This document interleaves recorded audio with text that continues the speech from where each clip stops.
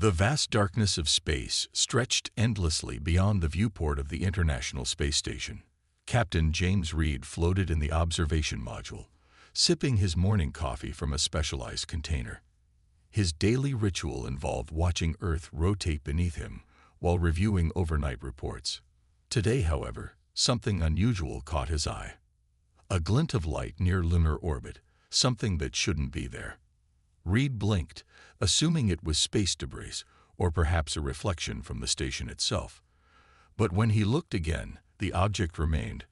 And worse, it seemed to be moving with purpose. Mission Control, this is ISS. I'm tracking an unidentified object near lunar orbit. Can you confirm? Reed spoke into his communicator, keeping his voice level despite the growing unease in his stomach. After a moment of silence, Houston responded, ISS, we have no scheduled missions in that sector. Our systems are picking up something. Stand by. Reed switched to the station's external cameras, zooming in as far as the equipment allowed. The object wasn't alone. There were 5 similar objects, all moving in formation. Houston, we have multiple objects. Definitely not natural and not ours. These things are huge and moving too precisely to be debris. 12,000 miles away, in underground facilities across Earth, military analysts scrambled to make sense of the sudden appearance of unknown craft in our solar system. Emergency meetings were called in Washington, Moscow, Beijing, and other capitals as grainy images from deep space telescopes confirmed what Reed had spotted. They weren't alone in the universe anymore.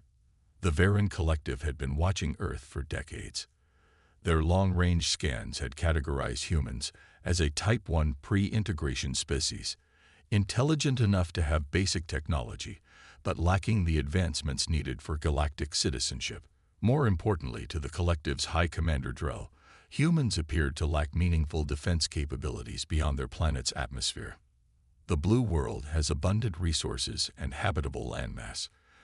Drell explained to his officers aboard the command vessel. His gray skin reflected the blue light of the holographic Earth spinning before them. Their technology is primitive. They've barely touched their moon and sent a few simple machines to nearby planets. His second-in-command, Officer Locks, studied the reports. They have nuclear weapons.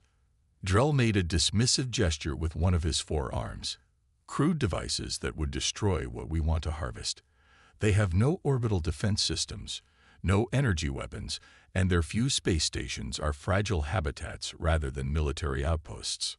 Still, High Commander, protocol suggests. Protocol, it is for equals, Drell interrupted. We've conquered 32 worlds, and none have ever surprised us. This will be no different. The reconnaissance fleet of the Varan Collective consisted of 7 vessels, each nearly a mile long and bristling with weapons capable of glassing entire continents. They had emerged from what humans would later learn was a form of faster-than-light travel, appearing suddenly in the shadow of Earth's moon. Within hours of Reed's initial sighting, amateur astronomers around the world began posting images online. The strange ships were visible through powerful telescopes, triggering worldwide speculation and panic.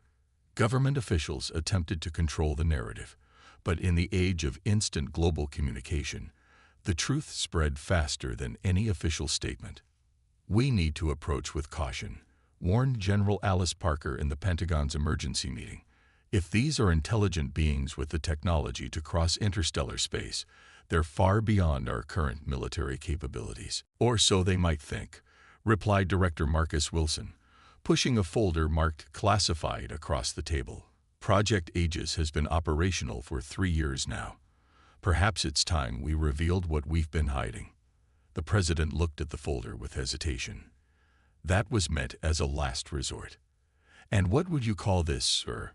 Wilson asked, gesturing to the screens showing the alien vessels now moving toward Earth. In space, the ISS had become an impromptu observation post.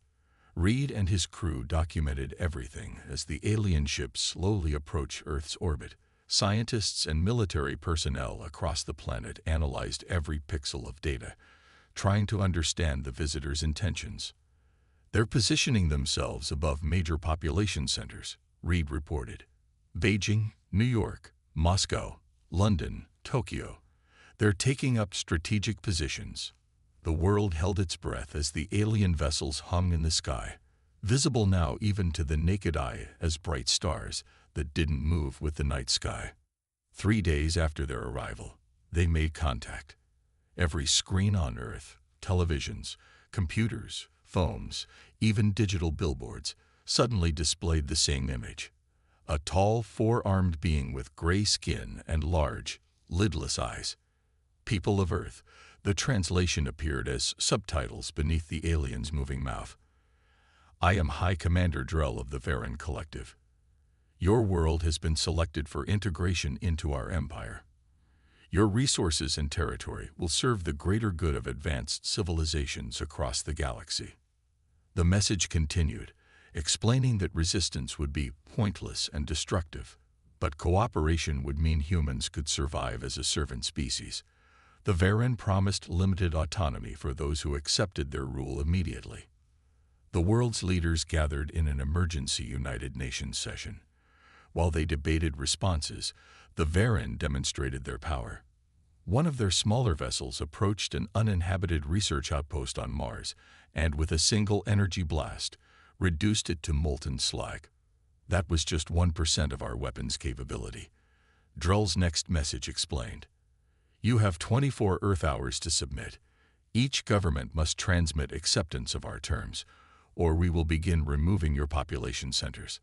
Unknown to the Varen, however, humanity had not been as defenseless as they believed. Years earlier, unusual signals from deep space had prompted a secret global initiative. The world's major powers, setting aside their differences in the face of potential existential threat, had quietly developed defensive technologies beyond what was publicly known. Project Aegis was hidden in plain sight, disguised as satellite launches, space station modules, and even commercial space ventures. In reality, Earth had quietly built a defensive grid around the planet, with weapons reverse-engineered from a crashed alien craft discovered decades earlier. All Aegis stations, this is command. Begin power-up sequences, but remain in stealth mode.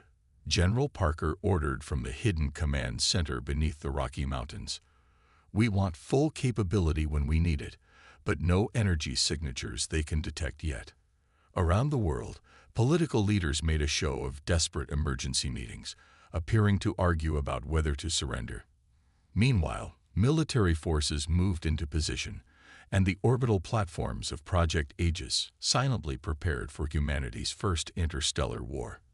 They think we're weak, Reed observed from the ISS, watching as smaller Varen craft began to descend toward Earth's atmosphere in what appeared to be the beginning of an occupation. They have no idea what's waiting for them. The Varen approached with the confidence of experienced conquerors, having never faced serious resistance in their long history of expansion. Their scans showed only primitive defenses and a panicking population. High Commander Drell was already planning how to divide Earth's resources among the Collective's member worlds. As the first Varen ships entered Earth's atmosphere, Drell received a transmission from Earth, not the surrender he expected, but a simple message from General Parker. Perhaps you should have scanned deeper. Confusion flickered across High Commander Drell's face as he read the cryptic message. He turned to Officer Locks, who was monitoring the invasion fleet's entry into Earth's atmosphere. What did they mean by scan deeper? Drell demanded. Before Locks could answer, alarms blared across the command ship. The tactical display showed 3 of their smaller vessels suddenly vanishing from the formation. High Commander, we've lost contact with the advance team, shouted the communications officer. Drell rushed to the viewport in time to see brilliant blue beams of energy shooting upward from Earth's surface. More alarming were the objects suddenly appearing in orbit around the planet. Platforms that had somehow remained invisible to Varen scanners were now powering up, revealing weapons systems that should have been centuries beyond human capability. Impossible, Drell whispered. Their technology was primitive.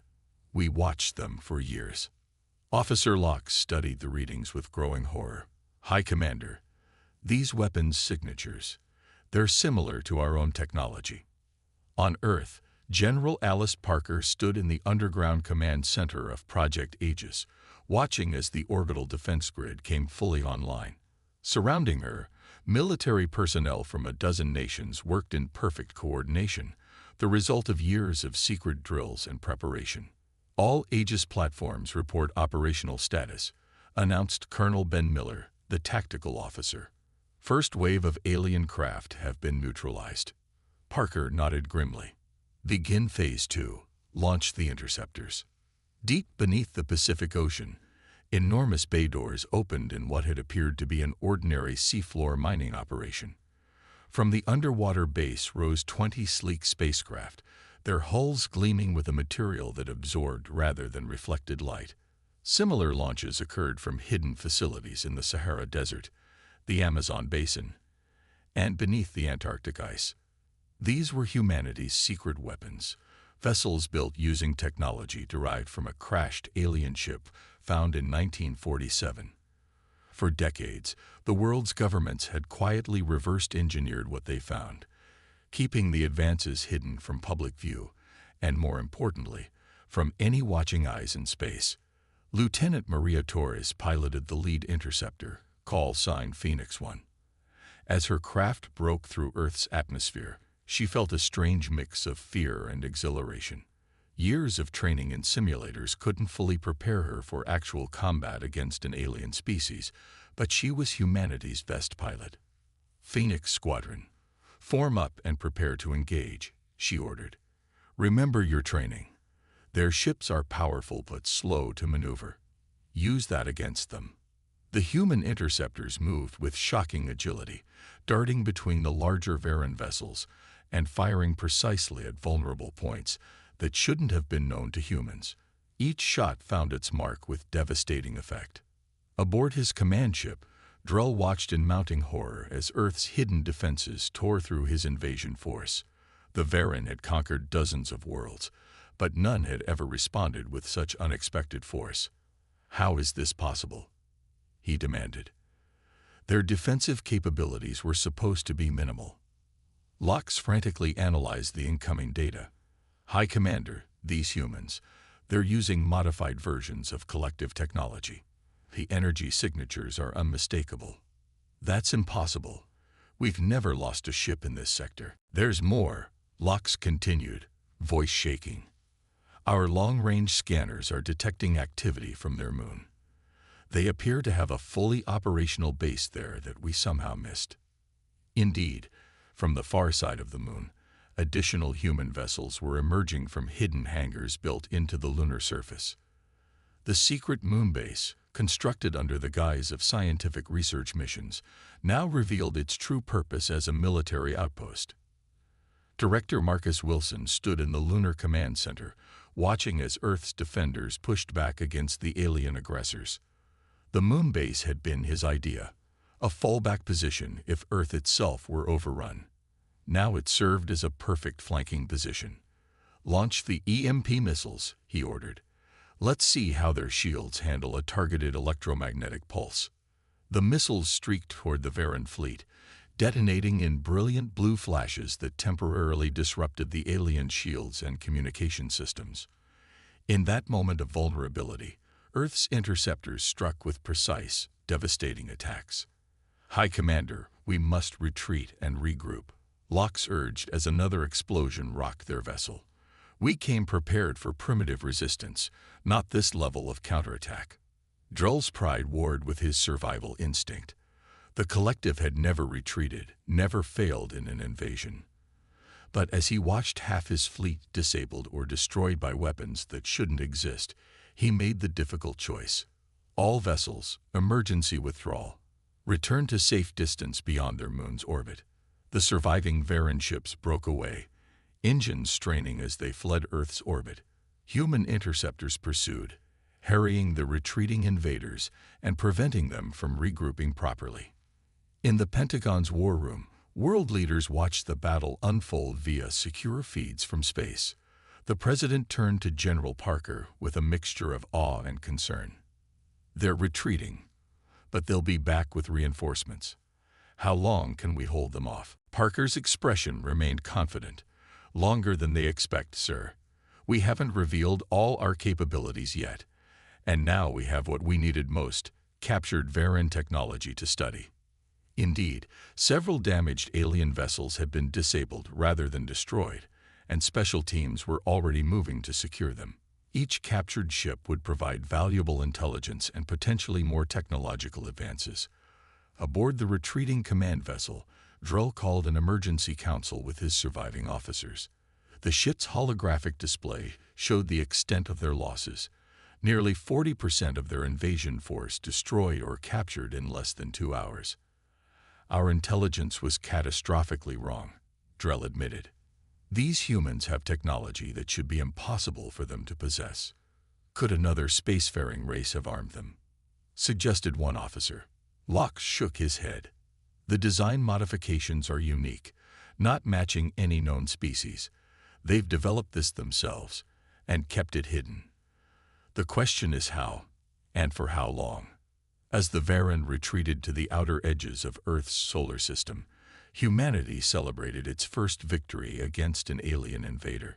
But military leaders knew this was just the beginning. The Varan would return with greater numbers and better preparation. Lieutenant Torres landed her interceptor at the secret base in Nevada. As ground crews swarmed around the vessel, checking for damage, she removed her helmet and looked up at the sky. They thought we'd be easy, she told the technician helping her from the cockpit. They thought we were weak. They won't make that mistake again, the technician replied. Good, Torres said with a grim smile. Next time we'll be ready for a real fight. In space, Captain James Reed watched from the ISS as the remaining alien ships retreated. The station had been deliberately spared in the attack, likely because the Varan considered it insignificant. That mistake had allowed Reed and his crew to gather crucial data throughout the battle. Houston, sending you detailed scans of their retreat vectors, Reed reported. Looks like they're regrouping near Jupiter's orbit. Back in the hidden command center, General Parker studied the incoming data and turned to Director Wilson. Activate Phase 3, she ordered. It's time to show them we can do more than just defend our home. Wilson nodded and entered his authorization code into the system. Throughout the solar system, hidden propulsion arrays that had been disguised as scientific instruments came online. Humanity had been preparing not just to defend Earth, but to take the fight beyond their own world. As night fell across Earth, people looked up at the stars with new understanding. They were not alone in the universe, and now the universe knew they were not defenseless. The Varan had thought humans were weak. Their next encounter would prove just how wrong they had been. High Commander Drell sent an urgent message to the Varan homeworld, requesting reinforcements. For the first time in his career, he included a warning that would shock the collective's leadership. Exercise extreme caution. The humans are far more dangerous than we believed. The dark expanse of space near Jupiter's orbit seemed peaceful, but the remnants of the Varan fleet hid in the shadow of the gas giant, licking their wounds. High Commander Drell paced the bridge of his command ship, 4 arms clasped behind his back as he reviewed the disastrous first encounter with Earth's defenses. The collective has never suffered such losses in an initial engagement, he muttered, stopping to study the damage reports on a holographic display. Half his fleet was destroyed or captured, and the remaining ships needed repairs. Officer Locke approached cautiously. High Commander, we've received word from Homeworld. Reinforcements are on the way, but they won't arrive for 3 of their Earth days. Drell's large eyes blinked slowly. 3 days during which these humans could be studying our technology, learning our weaknesses. There's more, Locke added hesitantly. Our long-range scanners have detected movement from Earth. They're launching ships. Defensive positioning around their planet. No, High Commander. They appear to be heading toward us. Drell's gray skin paled. The humans weren't just defending. They were counterattacking. On Earth, Admiral Thomas West stood before a panel of world leaders in the underground command center. A decorated naval officer with 30 years of service, West had been chosen to lead humanity's first interstellar military operation. The Varen are regrouping, but they're vulnerable, he explained, pointing to tactical displays showing the alien positions. Our captured ships have given us crucial intelligence about their communication systems and shield frequencies. We have a window of opportunity to strike before their reinforcements arrive. Is this wise? Asked the Russian president. Perhaps we should focus on strengthening our defenses instead of pursuing them. West shook his head firmly. History has taught us that merely defending never wins wars. The Varen need to understand that attacking Earth has consequences. More importantly, we need to capture their faster-than-light technology if we're going to have any chance against their main fleet. After brief deliberation, the Council gave unanimous approval. Operation Counterstrike was greenlit. Lieutenant Maria Torres found herself promoted to squadron leader overnight. Her skill in the first battle had marked her as one of Earth's finest pilots, and now she would lead the assault team tasked with capturing a Varen command vessel. Our primary target is their communication hub, she briefed her pilots as they prepared to launch. Without it, they can't coordinate with their homeworld or incoming reinforcements. Team Alpha will create a diversion, while we slip in and dock with their command ship. What if they've adapted to our tactics? Asked one of her pilots, a young lieutenant named Raj. Torres smiled grimly. Then we adapt faster. Remember, they've conquered dozens of worlds, but they've never faced humans before. That's our advantage. They don't understand how quickly we can change our approach. Earth's counterattack fleet launched under cover of darkness. 40 advanced spacecraft built with reverse-engineered alien technology, accompanied by 200 conventional fighters modified with new weapon systems. Admiral West commanded from the flagship Defender, a massive vessel hidden inside an asteroid for the past 2 years.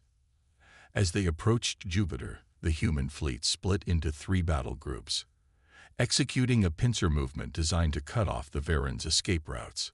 The tactic was ancient, first employed by Hannibal against the Romans, but it would be new to the aliens. They're coming in from multiple vectors, reported a Varen sensor officer, panic evident in his voice. Their formation doesn't match any standard approach pattern. Threll studied the incoming fleet with growing concern. They're using primitive encirclement tactics, but with advanced technology. Fascinating and disturbing. He turned to his weapons officer. Target their largest vessels first. We may not have our full strength, but we still outgun them. The space around Jupiter erupted in a light show of weapons fire. Energy beams crisscrossed the void, while missile trails created brief, silent streaks against the black canvas of space. The human ships moved in unpredictable patterns, making them difficult targets despite the Varen's superior targeting systems. On the Defender's bridge, Admiral West watched the battle unfold with intense concentration.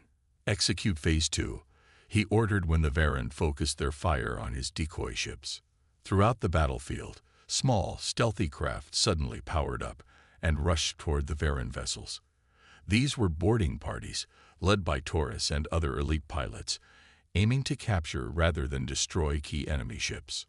Torres guided her craft toward the Varen command vessel, dodging debris and weapons fire. Approaching target, she reported, preparing electromagnetic pulse. Her ship released a specialized EMP device that attached to the Varen vessel's hull. When it detonated, it created a localized field that temporarily disabled the ship's systems without affecting her own craft. We have a window. Go, go, go, she commanded. Torres and her team docked with the disabled Varen ship and cut through the hull using tools designed based on captured alien technology. They entered in environment suits, weapons ready, moving quickly through the alien corridors. The Varen crew, disoriented by the power fluctuations, offered scattered resistance. Torres led her team straight toward the bridge, following schematics derived from studying the captured vessels from the first battle. On the command bridge, Drell realized too late what was happening. They're inside the ship.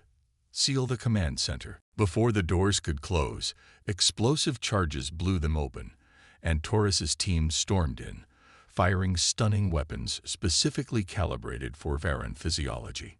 Bridge secured, Torres reported over her comm as Drell and his officers collapsed, temporarily paralyzed. Beginning data extraction and ship capture procedures. Across the battlefield, similar scenarios played out as human forces captured key Varan vessels. Others were destroyed when capture wasn't possible, their debris creating a makeshift minefield that further complicated the aliens' defensive efforts. "We've lost contact with the command ship," Lox informed the captain of another Varan vessel. "Orders." The captain hesitated, unused to operating without central command. The Varan military structure relied heavily on hierarchy, and initiative was not encouraged.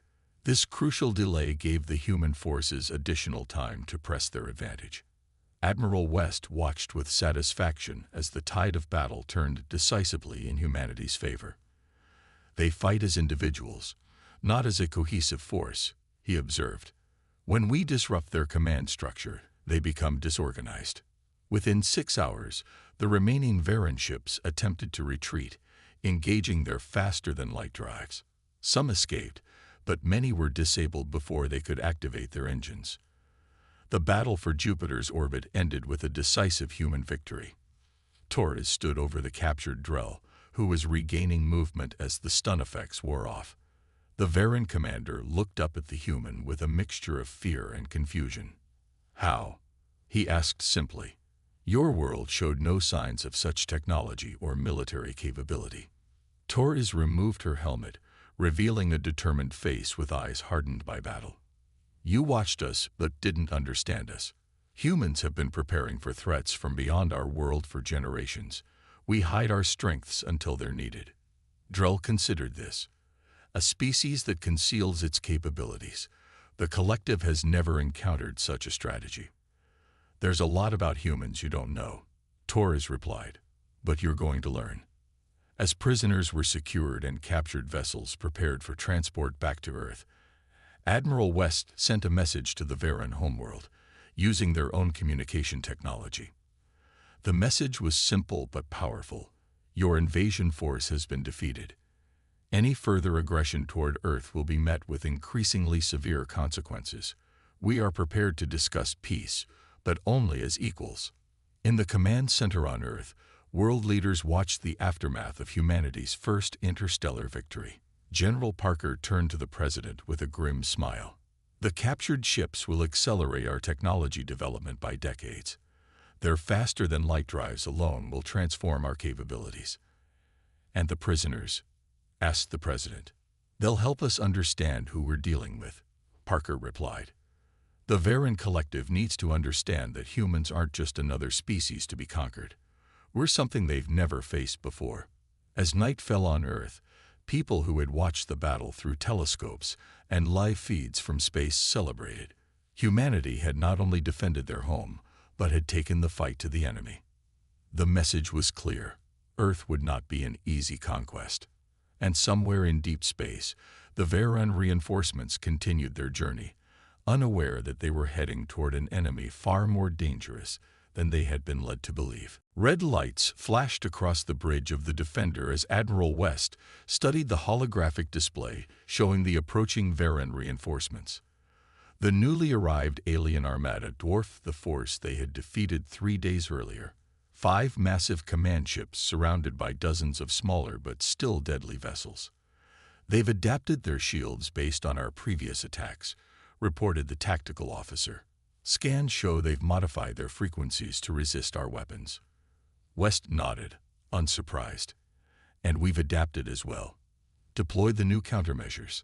Throughout Earth's fleet, now bolstered by the captured and repurposed Varan ships, engineers made final adjustments to weapon systems. In just 3 days, human scientists had studied the alien technology and found new weaknesses to exploit, a pace of innovation that had stunned the captured Varan officers. High Commander Drell, now a prisoner aboard the Defender, watched these preparations from his containment cell with growing unease. "Your species moves too quickly," he told Lieutenant Torres during her interrogation session. The collective's technological advances typically take cycles to implement. You've done it in days. Torres smiled. Necessity and survival are powerful motivators. Commander, you threatened our home. The second battle began in the shadow of Mars. The Varan reinforcements, commanded by Fleet Lord Mex, approached with caution, having received the fragmented distress calls from Drell's defeated forces. Engage at maximum range, Mex ordered. Do not allow them to get close enough for boarding actions. The Varan opened fire first, their energy weapons lighting up space with brilliant purple beams that sliced toward the human fleet. But instead of taking evasive action, the Earth vessels deployed their newest defense, reflective shield technology reverse-engineered from the captured ships, but modified in ways the Varan had never considered. The beams struck the shields and bounced back toward their origin points, causing several Varan ships to take damage from their own weapons.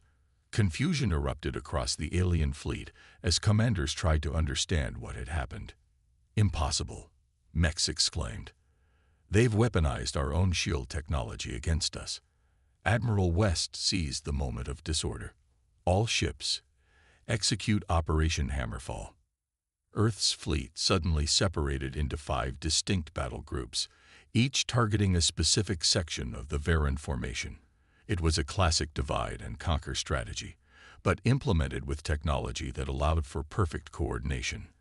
The human ships moved with a synchronization that seemed almost organic, as if they were parts of a single entity rather than individual vessels. On captured Varan ships, now piloted by human crews, Torres led a specialized strike team aimed directly at the alien flagship. Her vessels appeared to be retreating Varan ships from the previous battle, broadcasting distress signals on Varan frequencies. They're letting us through, Torres reported as her small fleet approached the massive alien command ship. The ruse is working. Inside the captured vessels, human soldiers prepared for boarding action. They had studied Varan physiology and fighting techniques from the prisoners, gaining insights into how to combat the 4-armed aliens in close quarters. Fleet Lord Mex, focused on the main battle, failed to recognize the trap until too late. Torres's ships docked with his flagship, appearing to seek refuge from the human attack. When the airlocks opened, however, Earth's soldiers poured in rather than retreating Varan troops. We have multiple hull breaches, shouted Mex's security officer. Unknown forces have boarded on decks 3 through 7. Mex turned to his communication officer in shock. How did they get through our defenses? Signal all ships. We have infiltrators. But the warning came too late. Torres's team fought their way through the flagship with brutal efficiency, using stun weapons when possible to take prisoners, but lethal force when necessary. Their objective wasn't just capture, but also intelligence. The flagship's databanks contained information about the entire Varan collective. In the main battle, the human fleet executed maneuvers that confused and disoriented the Varan commanders. Earth ships would appear to retreat, drawing Varan vessels into pursuit, only to lead them into devastating crossfire from hidden positions. Other human vessels used Mars itself as cover, emerging from behind the planet to strike, and then disappearing again before the aliens could retaliate effectively. Their tactics make no sense, complained one Varan officer. They sacrifice optimal firing positions for unpredictable movement patterns. An older Varan commander understood better. They're fighting like predators, not soldiers. They're hunting us. This insight came too late for many Varan ships. The battle that had begun with confident aliens holding superior numbers and firepower had transformed into a chaotic rout within hours. The human adaptability that Drell had warned about proved even more formidable than the collective had feared. On the Defender, West received the message he'd been waiting for. Admiral, Lieutenant Torres reports the Varan flagship is secured. They've captured Fleet Lord Mex and accessed their central database. West allowed himself a brief smile. Begin Phase 3. Download everything they have on other species they've conquered or contacted. The intelligence gathered from the Varan database would prove more valuable than all the captured technology. It revealed the locations of dozens of worlds under Varen control, star charts covering a significant portion of the galaxy, and details about other spacefaring civilizations the collective had encountered or subjected. Most importantly, it showed that the Varen weren't invincible.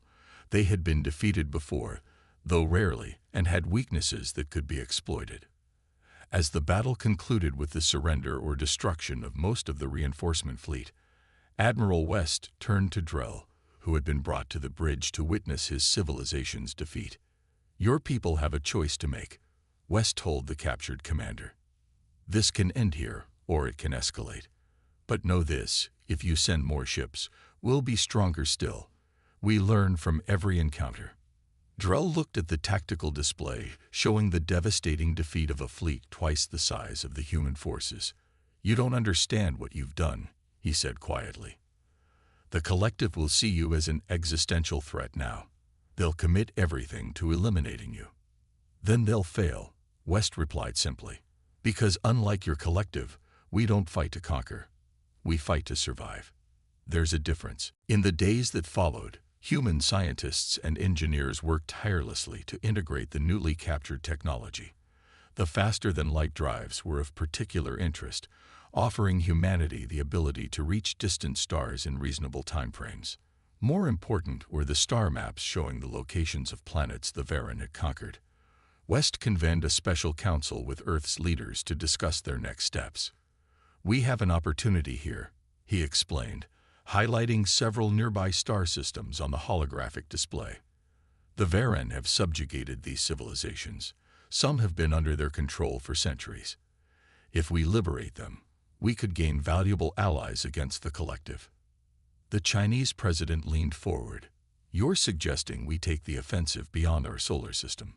Is that wise when we've barely secured our own defense?" West nodded to Director Wilson, who activated another display showing projections based on the Varen database. "If we wait for them to regroup, they'll return with an overwhelming force. Their home fleet is massive. But if we disrupt their empire by freeing these subjugated worlds, we create multiple fronts they must defend." After lengthy debate, the decision was made. Humanity would venture beyond their solar system, not just to defend Earth, but to liberate others from Varen control. The message they would send to the galaxy was clear. The era of Varen dominance was ending. Torres found herself promoted again, this time to captain of the Liberator, a hybrid vessel combining human innovation with Varen technology. Her mission would take her to Proxima Centauri, where a civilization had been under Varen control for 3 generations. As she prepared her ship for humanity's first intentional journey to another star, Torres visited Drell one last time. "Why are you doing this?" the Varen asked. "Your world is safe for now. Why risk everything by challenging the collective further?" Torres studied him for a moment. "Because that's what humans do. We don't just protect our own. We stand up for others who can't defend themselves.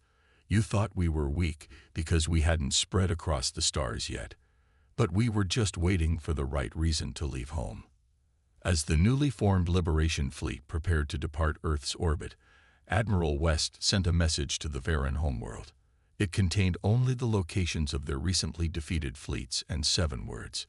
"This is just the beginning. Choose wisely." The Grand Hall of the Varen Collective's High Council glowed with tense energy as 11 of the most powerful beings in their empire gathered in emergency session. Massive holographic displays showed the unthinkable, the systematic dismantling of their control over 3 star systems in less than 2 months. Supreme Commander Cole, leader of all Varen military forces, paced before the council. His gray skin had paled with stress, and all 4 of his arms trembled slightly as he gestured to the displays. "The humans move with unprecedented speed," he reported, voice strained. "They arrived at Proxima Centauri 6 weeks ago. Within days, they had destroyed our orbital command stations and made contact with the subjugated Proximans. And the Proximans joined them," added Councillor Vren with disbelief.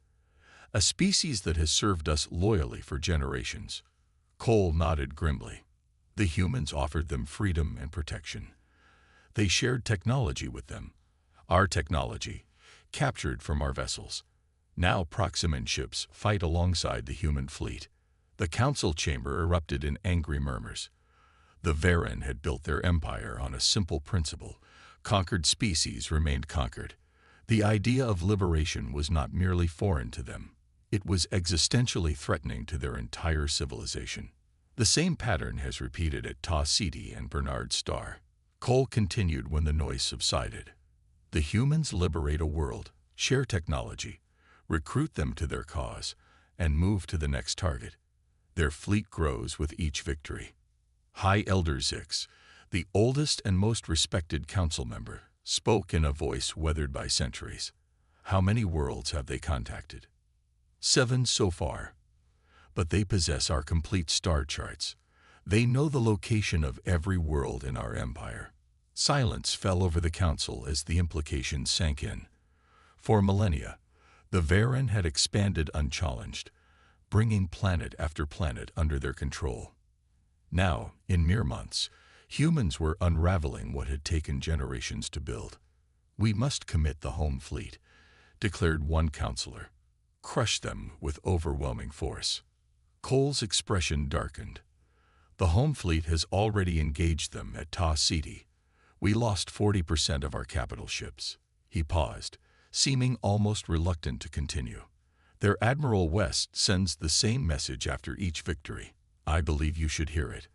He activated a communication device, and a human voice filled the chamber. The liberation of subjugated worlds will continue until the Varen Collective acknowledges the sovereignty of Earth and all other free planets. Each aggressive action will be met with proportional response. However, we remain open to diplomatic solutions that respect the freedom of all species. They speak of diplomacy while attacking our empire, shouted a younger counselor. Elder Zix raised a hand for silence. They attack our military installations but spare civilian populations. They offer our subject worlds choice rather than imposing their own rule. This is not conquest as we understand it. It is worse, Cole admitted. It is the unraveling of everything we have built. Light years away, Admiral Thomas West stood on the bridge of the flagship Defender, now the center of a multi-species fleet that included vessels from Earth, Proxima Centauri, Ta Ceti, and 3 other formerly subjugated worlds. The fleet had grown from 40 ships to over 200, with more joining weekly as news of liberation spread. Admiral, we'd received another transmission from the Varen homeworld. His communications officer reported. They're requesting a ceasefire and proposing a diplomatic meeting. West exchanged glances with Captain Maria Torres, recently returned from leading the successful liberation of Bernard Star. Are we sure it's not a trap? She asked. Their main fleet is in disarray, West replied. Intelligence suggests they're genuinely afraid, not just of us, but of uprisings on worlds we haven't even reached yet. Word is spreading faster than our ships can travel. The coalition fleet had established a temporary base in the Ta Ceti system, where representatives from liberated planets could coordinate their efforts. Among them was Elix, a Proximan whose blue-skinned species had lived under Varen control for 3 generations. My people were scientists before the Varen came, Elix explained during the council session discussing the ceasefire request. They forced us to use our knowledge to improve their weapons and ships. Now we can finally develop technology to help rather than harm. Similar stories came from other liberated species. The Scythians, natural engineers whose innovations had been exploited. The Bernardians, whose unique agricultural techniques had fed the Varen Empire while their own people went hungry. The Trappists, whose natural talent for navigation had been pressed into service mapping new conquests. All had suffered under Varen rule, and all had enthusiastically joined the human-led liberation effort. What had begun as Earth's defense had transformed into a galactic freedom movement. We should accept their diplomatic overture, West finally decided. But we negotiate as a coalition, not just as humans. Every liberated world gets a seat at the table. The diplomatic meeting was set for neutral space, an uninhabited system halfway between Earth and the Varan homeworld. The collective sent 3 massive diplomatic vessels, escorted by a token military force. The coalition matched their numbers exactly. On the main diplomatic vessel, West led a delegation that included representatives from Earth and 6 liberated worlds. Torres remained in command of the fleet, watchful for any sign of Varan treachery. The meeting chamber was prepared with atmospheric adjustments for all species present, a gesture that surprised the Varan, who had never bothered accommodating the comfort of other species during negotiations. High Elder Zix led the Varan delegation, his ancient eyes studying the diverse group of beings seated across from him. "This is unprecedented," he began. "The collective has never negotiated with former subjects." "Former is the operative word," West replied calmly. "These are representatives of sovereign worlds now, speaking with their own voices." Zix nodded slowly. "We have reviewed your victories, your tactics, your treatment of conquered Varan forces. You could have destroyed us, yet you consistently offer alternatives. Because destruction isn't our goal," explained Elix, the Proximan representative. "Freedom is." The negotiations lasted 7 Earth days. The Varan, accustomed to dictating terms rather than compromising, struggled with the concept of mutual agreement. Yet the alternative, continued conflict with a coalition that grew stronger with each engagement, was unacceptable. The resulting treaty transformed the galaxy. The Varan collective agreed to recognize the independence of all worlds liberated by the coalition.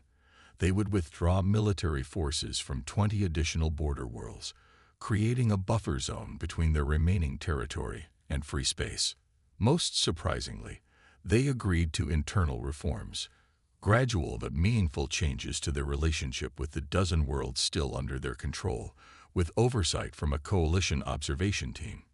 "You understand this changes everything for us," Zix told West privately after the final document was signed. "Our society has been built on expansion and control for millennia." West nodded. "Change or extinction. Those were your options. You chose wisely." "And what of Earth?" Zix asked. "Your world was unknown to the galaxy months ago. Now you lead a coalition of planets. What are your ambitions?" West smiled slightly. "To ensure no species faces what you tried to do to us. We didn't want galactic prominence. Elder Zix, you forced it upon us when you mistook our isolation for weakness." As news of the treaty spread across formerly Varan-controlled space, celebrations erupted on dozens of worlds. Species that had never known freedom, or had forgotten it generations ago, now faced the exhilarating prospect of self-determination. Back on Earth, crowds gathered in major cities to watch the treaty signing, broadcast across the planet. What had begun as a desperate defense of their home had evolved into humanity's introduction to the broader galactic community, not as conquerors like the Varan, but as liberators. In the Oval Office, the President watched the ceremony with General Parker and Director Wilson, the military leaders who had overseen Project Aegis and humanity's first steps into interstellar war and peace. "Did you ever imagine this outcome when you started building our secret defenses?" the President asked. Parker shook her head. "We just wanted to protect Earth. The rest happened because humans can't see suffering without wanting to end it." On the bridge of the Defender, preparing to lead the fleet home to Earth, Admiral West found Lieutenant, now Captain, Torres staring out at the stars. "Thinking about what's next?" he asked. She nodded. The Varan database showed hundreds of inhabited worlds beyond their territory, some with technology like ours, some more advanced, some still developing. An entire galaxy waiting to be explored. Explored, West emphasized, not conquered. "That's the difference, isn't it?" Torres replied. "The Varan couldn't understand why we fought so hard to defend not just ourselves but others too. They thought strength meant domination. And we showed them otherwise," West said, looking out at the coalition fleet, ships of different designs, crewed by beings of different species, all united by a common cause that had begun when aliens thought humans were weak. "They won't make that mistake again," Torres said with quiet certainty. "None of them will." As the fleet prepared for the journey back to Earth, messages arrived from newly freed worlds across former Varan space. They weren't requesting help or protection. They were asking to join the coalition, not as subjects, but as equals in a new galactic community with humanity at its heart. The aliens had thought humans were weak. Now they looked to Earth for leadership in a galaxy transformed by the power of freedom. The crystal being stood in the center of the Great Hall, its body shaking with fear. Ambassador Veltar had never felt terror like this before. Around him, hundreds of alien delegates from across the galaxy watched in silence. The emergency meeting had been called only hours ago, but already the news was spreading through space. "Please," Veltar's voice echoed through the hall, translated into dozens of languages. "Our people are dying. We need help." The hologram above his head showed the horror. Kepler 442c, once a peaceful mining world, now looked like hell itself. Red fire covered the surface. Black smoke filled the air. And everywhere, massive metal towers rose from the ground, shooting deadly beams of light at anything that moved. "How many?" asked General Crew, the Vorthok military leader. His 4 arms crossed over his chest as he spoke. 30,000 colonists, Veltar answered. "Maybe more. We don't know how many are still alive." The hall filled with whispers. 30,000 lives was not a small number, even for the galaxy. But the images on the hologram made everyone nervous. The metal towers moved like living things. The energy beams could cut through solid rock. Whatever was attacking the colony was not something most species wanted to fight. "What caused this?" asked Dr. E3, the Etherean mind reader. Her large eyes glowed as she tried to sense Veltar's thoughts, but the crystal being's mind was too full of panic to read clearly. Veltar's body flickered with sad colors. The miners went too deep. They found something underground. Ancient machines, very old. When they tried to scan them, everything went wrong. The machines woke up.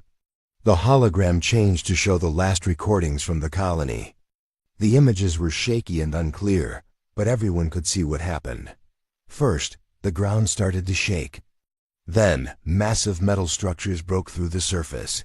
The colonists ran for their ships, but the energy beams started firing. Most of the transport ships were destroyed before they could escape. "We got out 12 ships," Veltar continued, "out of 50.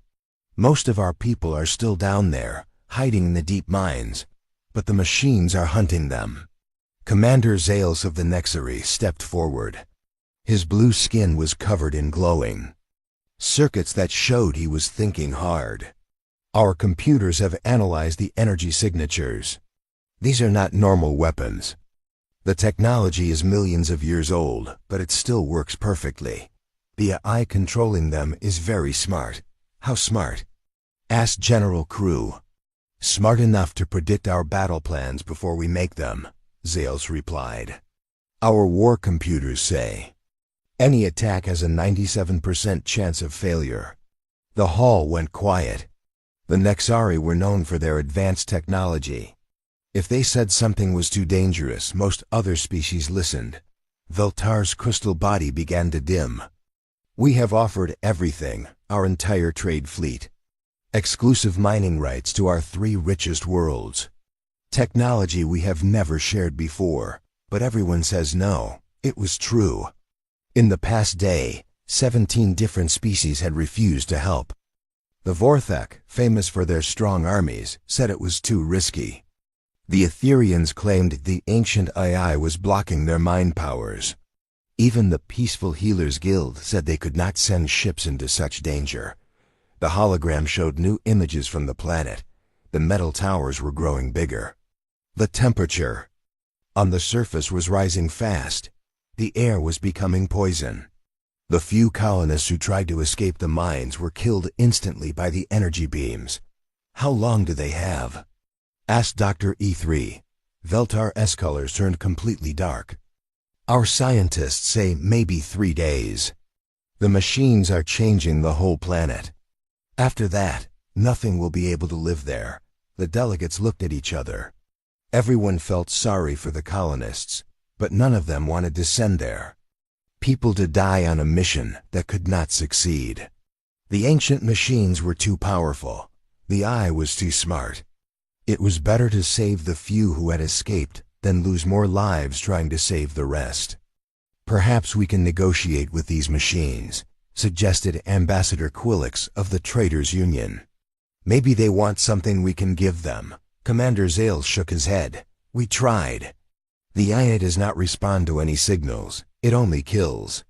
Then, we must accept this loss, said General Crew. It is sad, but 30,000 lives are not worth starting a war we cannot win. Other delegates nodded. This was how the galaxy worked. Sometimes bad things happened that could not be stopped. The smart choice was to accept it and move on. Veltar fell to the floor, his crystal body cracking with grief. Please. They are. Not just numbers. They are families, children, scientists who only wanted to learn about the universe. They trusted us to keep them safe. The hall remained silent. Everyone felt bad, but feeling bad did not change facts. The mission was impossible. Then a new voice spoke from the back of the hall. We will help. Everyone turned. A human female in a blue uniform walked forward. She was small compared to most of the other delegates, but she moved with confidence. Her name was Sarah Chun, and she represented Earth. Commander Chun, said Ambassador Quillix, surely you understand the situation. Even the most advanced species have declared this mission impossible.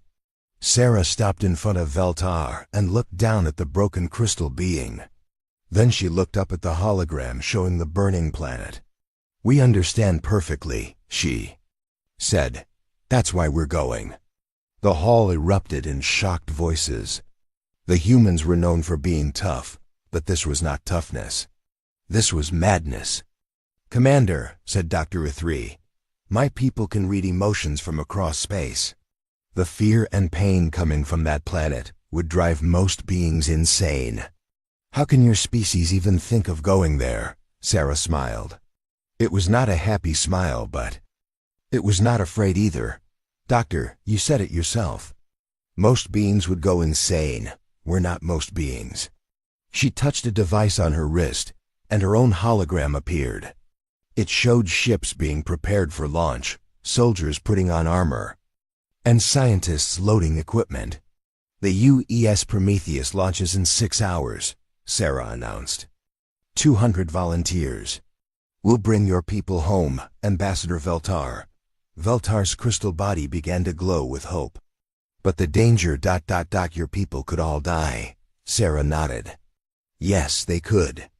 But 30,000 people will definitely die if we do nothing. Those aren't good odds for doing nothing.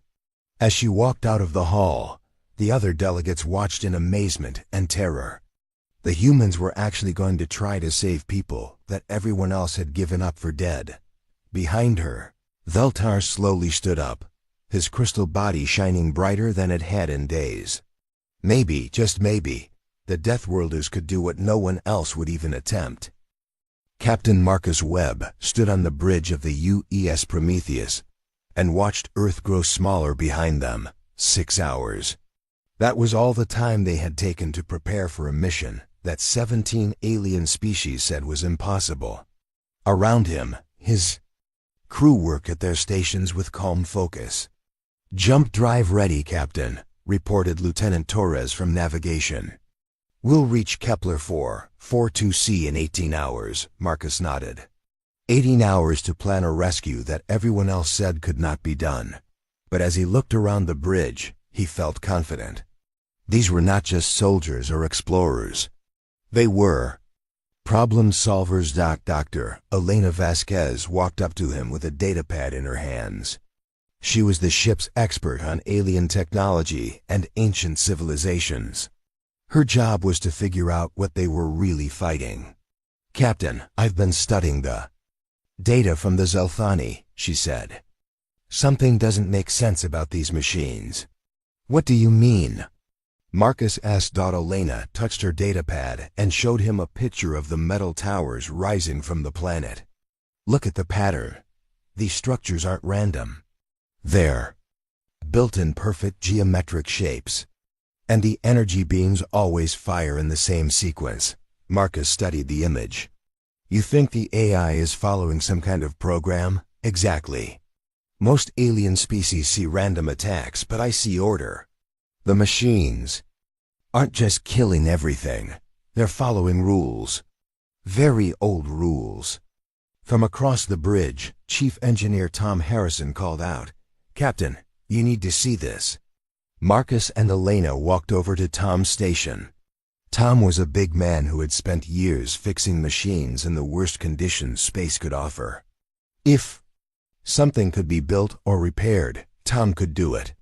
"I've been looking at the energy readings from those towers," Tom said, pointing at his screen. "The other species tried to fight them with standard weapons. But look at this." The screen showed energy patterns from the alien attacks. Every time someone shot at the towers, the machines got stronger. They're absorbing the energy from the attacks and using it to power themselves. Elena's eyes went wide. That's why all the other species failed. They were actually making the machines more powerful. Marcus smiled. This was exactly why he had picked this crew. While other species saw an impossible enemy, his people saw a puzzle to solve. "So we don't shoot at them," Marcus said. "What do we do instead?" Tom grinned. "We do what humans do best, Captain. We get creative." In the ship's main cargo bay, 200 volunteers checked their equipment. These were not normal soldiers. They were miners who had worked in the hell of Jupiter's volcanic moons. They were rescue workers who had saved people from burning space stations. They were engineers who had built cities in the frozen dark of Pluto. Sergeant Maria Santos walked between the teams, checking their gear. She had led rescue missions on 12 different death worlds. Her team specialized in getting people out of places where they should not be able to survive. "Listen up," she called to her squad. "The planet's surface is 800 degrees. The air is poison. Gravity keeps changing because the machines are messing with the planet's core.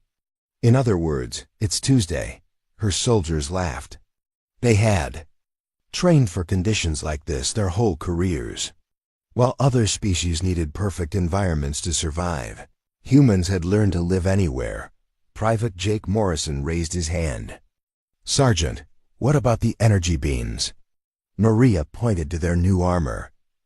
"Engineering made us some special gifts. These suits can handle temperatures that would melt most alien ships.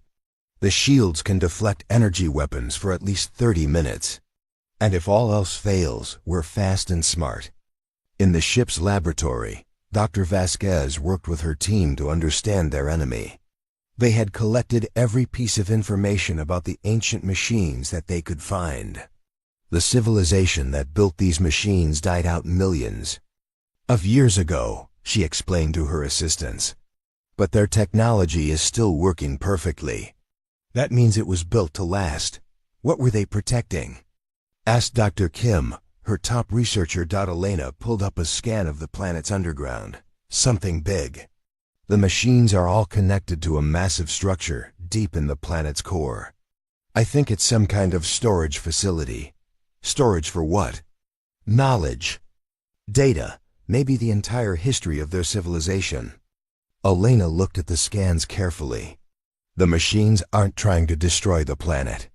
They're trying to protect something buried underneath it. On the command deck, Marcus met with his senior officers to plan their approach. The other species had tried direct attacks and failed. The humans would have to try something different. "The colonists are hiding in the deep mines," reported Commander Lisa Park, the mission's rescue specialist. "Our sensors can barely detect them through all the interference, but they're alive. For now." "How long do they have?" Marcus asked. "The machines are flooding the lower levels with heat and poisonous gas. Maybe 48 hours before the mines become uninhabitable. Navigation Officer Torres looked up from his charts. Captain, we could try landing on the far side of the planet, away from the main concentration of towers. Marcus shook his head. The machines would detect us as soon as we entered orbit. We need to be smarter than that. Chief Harrison had an idea. What? If we don't fight the machines at all? What if we try to talk to them? Everyone looked at him. Talk to them? Commander Park asked. Think about it, Tom continued. Dr. Vasquez says they're following old programming. Maybe they don't understand that the colonists aren't a threat. Maybe they just need to be told. Elena nodded slowly. It's possible. If these machines were built to protect something important, they might be programmed to destroy anything they see as dangerous. But if we could prove the colonists aren't dangerous, how do we prove that to an AI that's millions of years old? Marcus asked. We show it that we understand, Elena said. We prove that we're not just random destroyers. We prove that we value knowledge and life. Marcus looked around at his officers. In 18 hours, they would arrive at a planet that had defeated some of the most advanced species in the galaxy. But his people weren't planning to fight. They were planning to solve a problem that was older than human civilization. All right, he said. We're not going in as conquerors. We're going in as rescuers and negotiators. If these machines want to protect something, we'll show them that we want to protect it too. The ship's AI, Artemis, spoke up. Captain, this approach has never been tried before. The risk assessment is difficult to calculate, Marcus smiled. Artemis, if we only did things that were safe and calculated, we'd never have left Earth in the first place. As the Prometheus rushed through space toward the burning planet, the crew prepared for a mission unlike any in galactic history. They weren't going to try to overpower an ancient enemy. They were going to try to understand it. In the observation deck, some of the crew looked out at the stars and thought about the impossible task ahead. Other species had calculated the odds and decided the mission was hopeless. But humans had never been good at accepting impossible odds. They had a saying that older species didn't understand. When you can't go through something, you go around it. When you can't go around it, you find a way to make friends with it. In a few hours, they would find out if friendship was possible with machines that had been alone for millions of years. The Prometheus dropped out of faster-than-light travel at the edge of the Kepler 442c system. Captain Marcus Webb stared at the main screen and felt his breath catch in his throat. The planet looked like a giant coal burning in space. "Dear God," whispered Navigation Officer Torres. The entire surface glowed with red and orange fire. Massive metal spires twisted up from the ground like the fingers of a buried giant. Lightning danced between the towers, creating storms of pure energy that lit up the poisonous atmosphere. The planet's natural blue-green color was completely gone, replaced by the angry red of molten metal. "Sensor report," Marcus ordered. "Lieutenant." Chun at the science station worked quickly at her controls. Surface temperature averaging 650 degrees Celsius. Atmospheric composition is 70% toxic gases. Electromagnetic interference is off the charts. And Captain ... The gravity is fluctuating. Fluctuating how? The machines are doing something to the planet's core. Gravity changes by 30% every few minutes. It's like the whole planet is unstable. Dr. Elena Vasquez joined Marcus at the command center. Her face was pale as she studied the readings. The machines aren't just defending themselves. They're terraforming the entire world. Into what? Marcus asked. I don't know. But whatever they're building, it's not meant for organic life. From the communication station, Ensign Park called out. Captain, I'm detecting faint life signs from the underground mining complex. The signals are weak, but they're there. Marcus felt a small relief. The colonists were still alive. For now. How long before the heat reaches the deep mines? he asked. Chun checked her instruments. At the current rate of planetary change, maybe 36 hours. After that, even the deepest tunnels will be too hot for the Zelfani to survive. Marcus turned to address his bridge crew. All right, people. We knew this wasn't going to be easy. Time to show the galaxy what humans can do. Chief Engineer Tom Harrison was ready with his plan. Captain, I've modified our landing shuttles. Triple-layered heat shielding, enhanced life support, and emergency cooling systems. They should be able to survive on the surface for about 4 hours. Should? Marcus raised an eyebrow. Tom grinned. Well, nobody's ever tried to land on a planet this hostile before. We're making it up as we go. Commander Lisa Park stepped forward. Sir, I volunteer to lead the first landing team. No, Marcus said firmly. I'm going down with the first wave. Captain, that's not negotiable, Commander. My ship, my mission, my responsibility. Dr. Vasquez touched Marcus's arm. Captain, I need to go with you. If we're going to communicate with these machines, we need to understand what they're protecting. Marcus nodded. In 1 hour, the first shuttles would launch into hell itself. Shuttle Bay was busy with final preparations. Sergeant Maria Santos checked her team's equipment one more time. Each soldier wore powered armor that looked more like a spacesuit built for walking inside a volcano. Remember, Maria told her squad, the surface is hot enough to melt lead.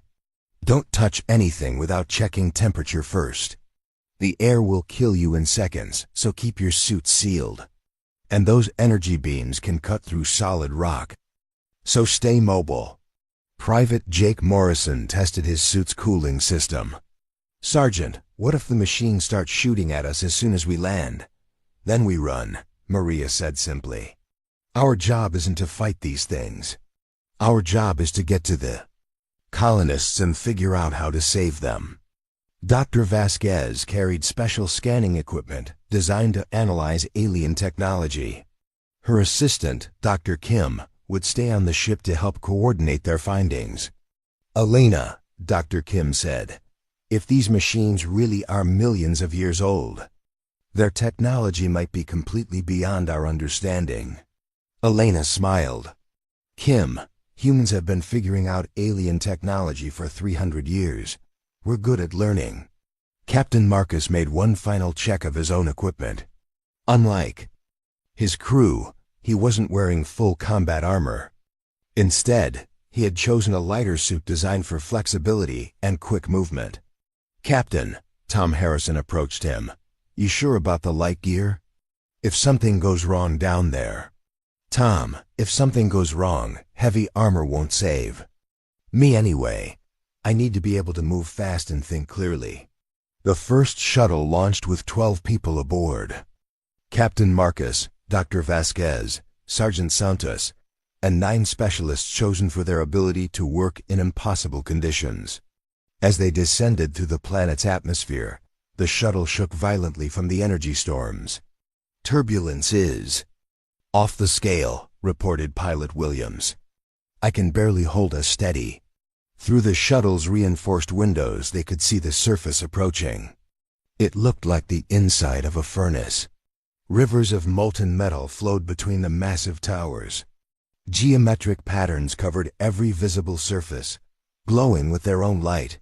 There, Dr. Vasquez pointed to a section of ground that seemed slightly cooler. The mining complex entrance should be about 2 kilometers from that landing zone. Should be? Marcus asked.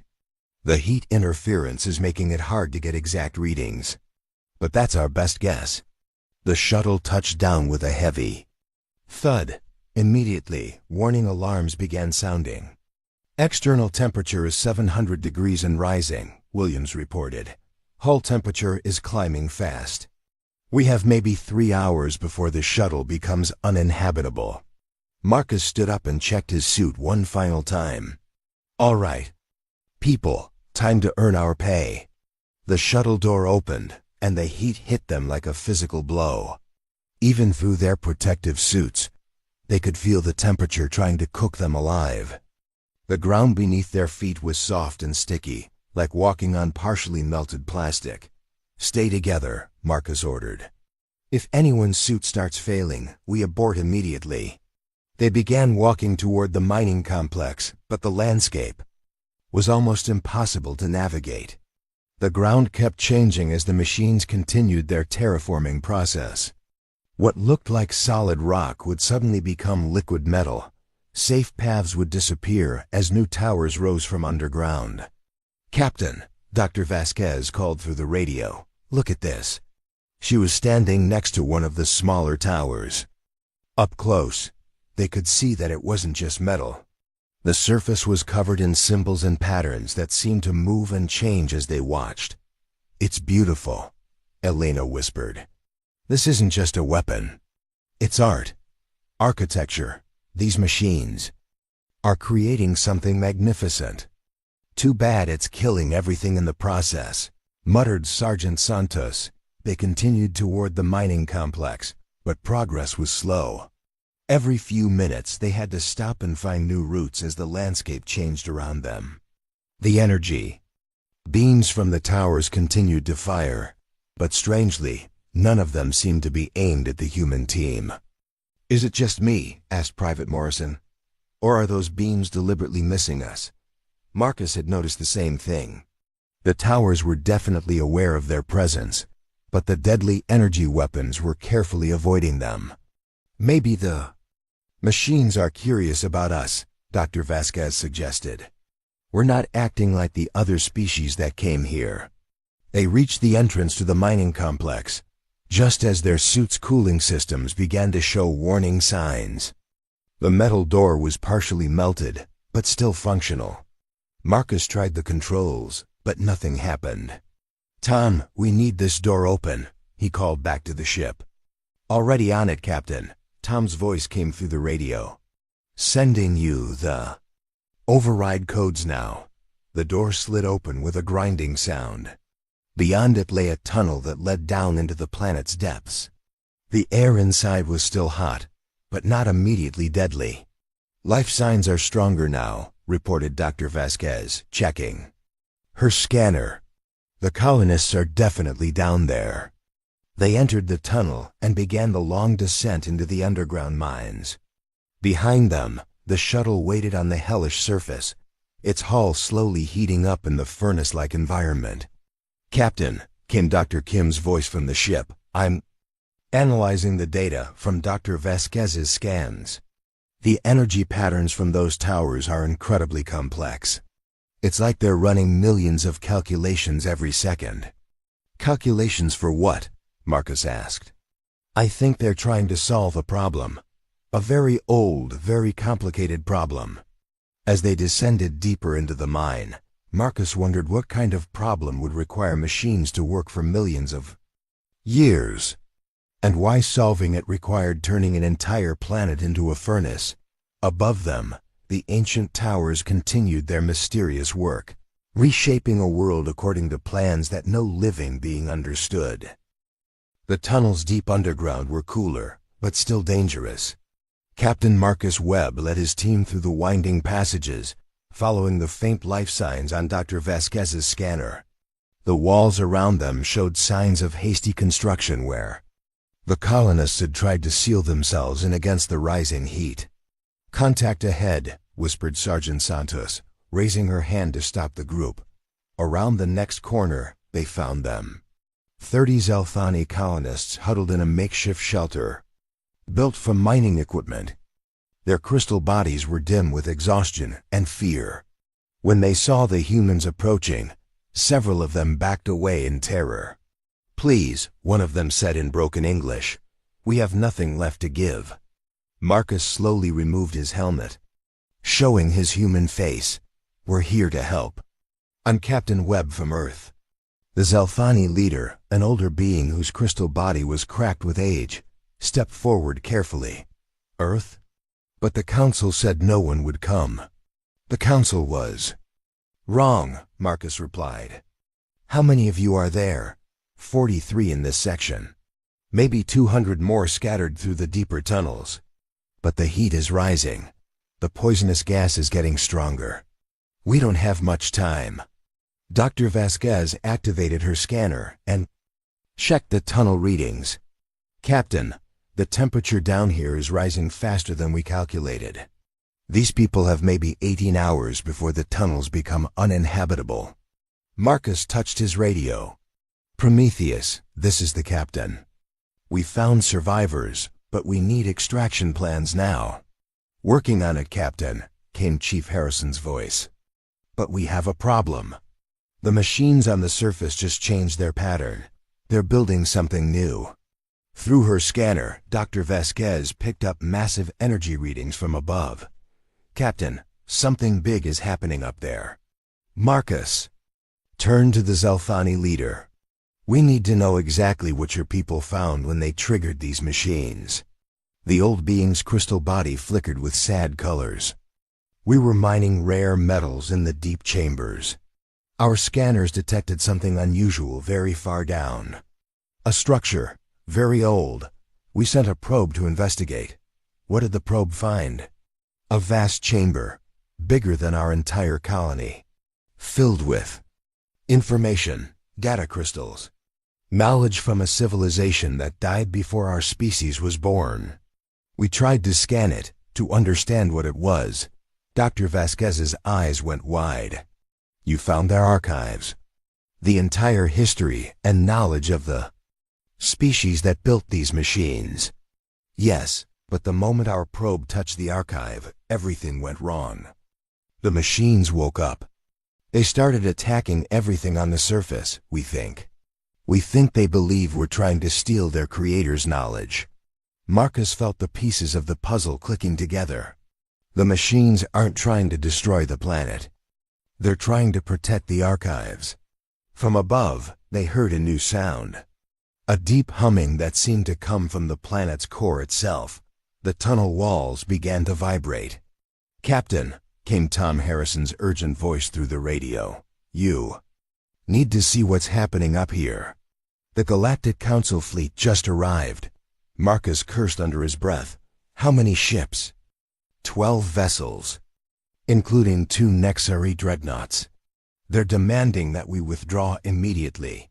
Dr. Vasquez grabbed Marcus's arm.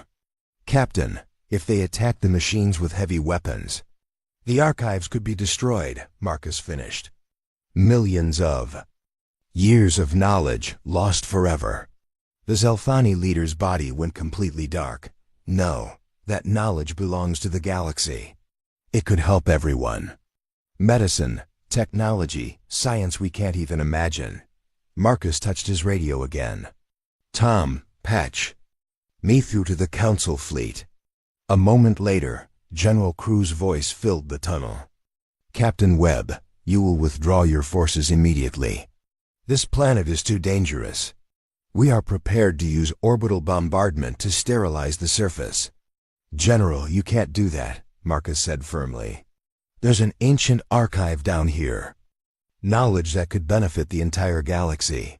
Captain, 30,000 lives are not worth the risk of allowing these machines to spread beyond this planet.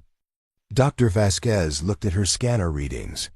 Captain, the orbital bombardment would definitely destroy the machines. But it would also destroy the archives. And it wouldn't save the colonists. The explosion would collapse all the tunnels. Marcus realized they were facing an impossible choice. The Council wanted to destroy everything to prevent the machines from becoming a galactic threat. But destroying the machines would also destroy the greatest archaeological discovery in history. And it would kill all the colonists still trapped underground. There has to be another way, he said. Dr. Vasquez was studying her equipment readings carefully. Captain, I'm detecting something strange. The machines aren't just protecting the archives. They're talking to them. What do you mean? The energy patterns I'm seeing suggest communication. The eye that controls the surface machines is in constant contact with something in the deep archives. It's like they're having a conversation. Marcus felt a crazy idea forming in his mind. What if the archive isn't just a storage facility? What if it's alive? What if there's still someone down there? The Zelthani leader's crystal body began to glow with excitement. Yes, our probe detected organized intelligence in the deep chamber. We thought it was just sophisticated programming, but what if it's the last survivor of the ancient civilization? Dr. Vasquez finished. From above, the humming sound grew louder. The Council fleet was powering up their weapons. "Captain," came Commander Park's voice through the radio. "General Crew is giving us 10 minutes to withdraw before they start bombing." Marcus made a decision that would either save everyone or kill them all. "Dr. Vasquez, can you establish communication with the archive intelligence?" "I can try, but direct contact with an AI that advanced could be dangerous. The neural feedback could kill whoever attempts it." "I'll do it," said Private Morrison, stepping forward. "No," Marcus said firmly. "This is my responsibility." "Captain, with respect, you're needed to command the mission." "I'm expendable. No one on my team is expendable, Morrison." Dr. Vasquez was already setting up her communication equipment. "Whoever does this needs to understand that we're not here to steal their knowledge. We're here to preserve it. And to save lives." Marcus looked around at the faces of his team and the frightened colonists. Above them, the Council fleet was preparing to destroy everything. Below them, an ancient intelligence waited in chambers that had been sealed for millions of years. "Dr. Vasquez, how do we prove to an intelligence that old that we can be trusted?"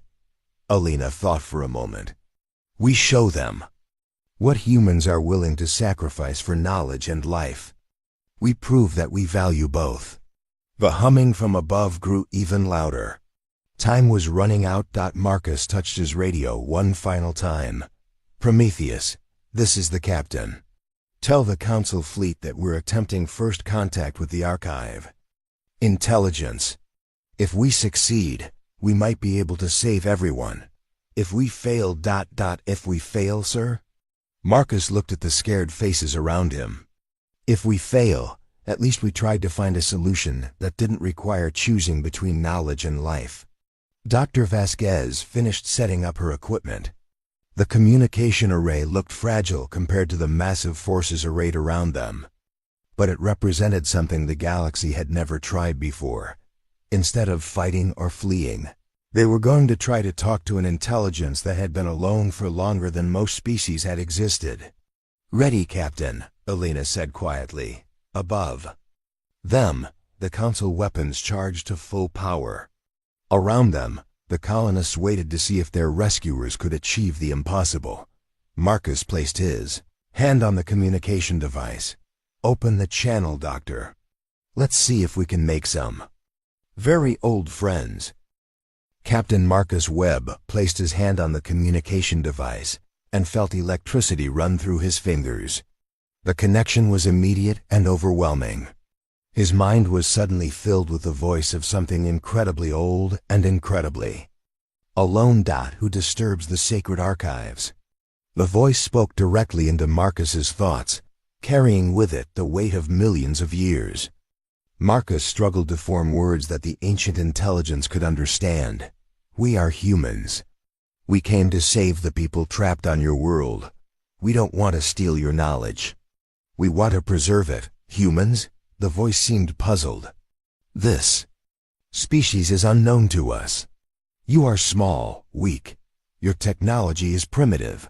Yet you came here when others would not." Around Marcus, his team watched nervously as his body went rigid with concentration. Dr. Vasquez monitored the neural feedback, ready to break the connection if it became dangerous. "We came because it was the right thing to do," Marcus replied. "The people trapped here are not your enemies. They made a mistake, but they don't deserve to die for it." "Mistake?"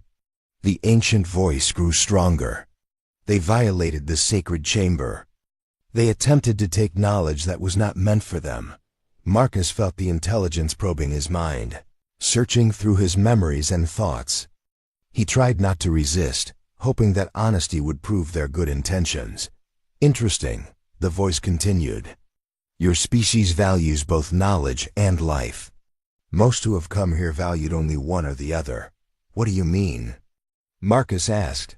Some came seeking only knowledge, willing to sacrifice any number of lives to obtain it. Others came to preserve life, but cared nothing for wisdom. You are the first to refuse to choose between them.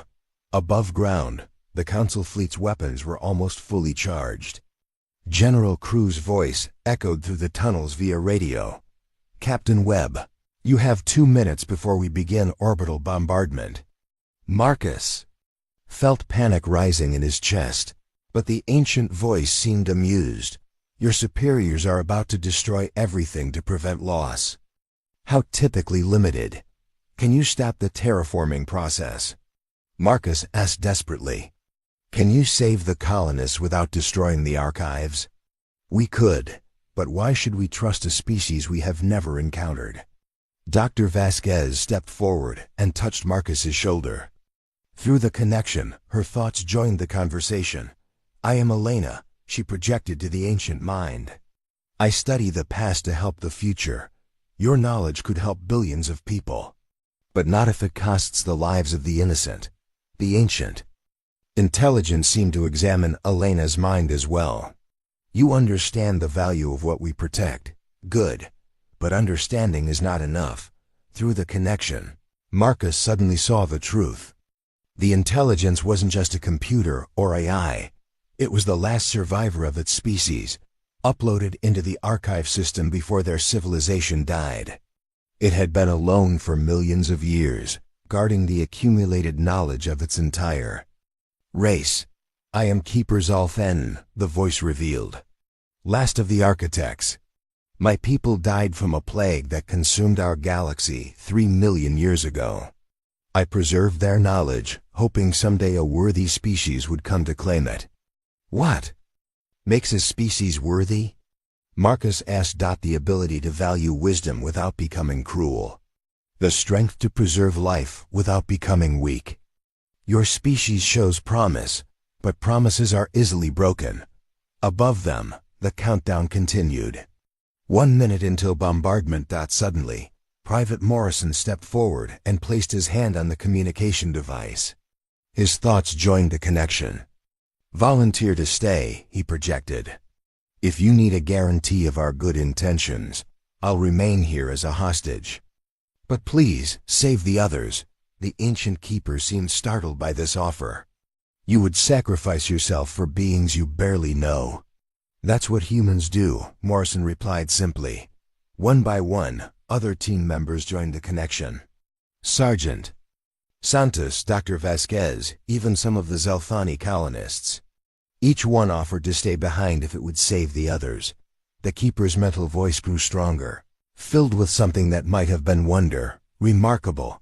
In 3 million years, no species has offered such a thing. Always they demanded, threatened, or bargained. None simply offered to sacrifice for others. 30 seconds to bombardment, came the radio warning. Marcus made one final plea. Keeper Zolthanen, if you save these people, humanity will help you. Share your knowledge with the galaxy. Not as conquerors, but as teachers. Your people's wisdom won't be lost. It will help build a better future. The keeper was silent for a long moment. Then suddenly, the connection ended. Marcus staggered backward, his mind reeling from the disconnection. Around him, the others who had joined the link looked equally disoriented. Did it work? Elena asked weakly. They had their answer immediately. The deep humming that had filled the tunnels began to change. Instead of the angry, threatening sound they had heard before, it became something else. Something almost musical. Above ground, the terraforming towers began to sink back into the planet's crust. The energy beams stopped firing. The surface temperature started to drop for the first time in days. Captain! Tom Harrison's excited voice burst through the radio. The machines are powering down. The planet's cooling. Whatever you did down there, it worked. On the Council flagship, General Crew watched his sensors in amazement. The planet that had been a hellish furnace moments before was rapidly returning to normal conditions. How is this possible? He demanded. Sir, his science officer reported. "We're receiving a transmission from the planet's surface. It's in perfect galactic standard language." The voice that came through the speakers was ancient but kind. "Greetings, people of the galaxy. I am Keeper Zalfanan, last of the architects. The humans have proven themselves worthy guardians of knowledge and life. The terraforming process is ended. The colonists are safe." In the tunnels, the Zalfani survivors began to glow with joy as cool, breathable air flowed through the passages for the first time in days. "How?" asked the old Zalfani leader. Marcus smiled tiredly. "We proved that some things are worth more than survival, and some things are worth more than knowledge. But the best things are worth preserving both." Dr. Vasquez checked her scanner and gasped. "Captain, I'm detecting massive data streams coming from the deep archive. The Keeper isn't just saving the colonists, it's sharing the knowledge." "Sharing it how?" "Broadcasting it to every ship in the system. The Vorthok, the Nexari, the Etherians, everyone. It's giving the entire galaxy access to 3 million years of accumulated wisdom." Over the next several hours, rescue ships landed safely on the cooling planet's surface. The colonists were evacuated to medical facilities where they made full recoveries. But the real miracle was what humanity had accomplished. The Keeper had not only saved the trapped people, but had chosen to share the greatest treasure in galactic history with everyone. Ancient technologies that could cure diseases, solve energy problems, and expand understanding of the universe were now available to all species. But the most important discovery was not technological. The galaxy had learned that some problems couldn't be solved by force or calculation. Sometimes the only answer was to care enough about both knowledge and life to refuse to choose between them. Captain Marcus Webb stood on the bridge of the Prometheus. As they prepared to return to Earth, through the viewscreen, he could see the planet below, now green and blue again, with the Keeper's towers rising like monuments to wisdom rather than weapons of destruction. "Captain," Dr. Vasquez approached with a data pad. "The Keeper wants to establish a permanent research station on the planet. It's requesting that humans help coordinate the project." Marcus nodded. "Of course. Someone has to make sure the knowledge is used wisely." As the ship entered FTL, heading home, Marcus reflected on what they had accomplished. The galaxy had called it an impossible mission. 30,000 lives couldn't be saved from an enemy that had defeated the most advanced species. But they had been wrong about what was impossible. The impossible thing wasn't saving people from ancient machines. The impossible thing was refusing to accept that anyone had to die for knowledge to survive, or that knowledge had to be lost for people to live. Humans had earned their reputation as Deathworlders not by conquering hostile environments, but by refusing to accept that any situation was truly hopeless. They had answered a call that others wouldn't take because they understood something the rest of the galaxy was still learning. Sometimes, the most dangerous call isn't the one that might kill you. It's the one that challenges you to be better than you thought possible. And sometimes, when Deathworlders answer that call, they don't just save lives. They save the future itself.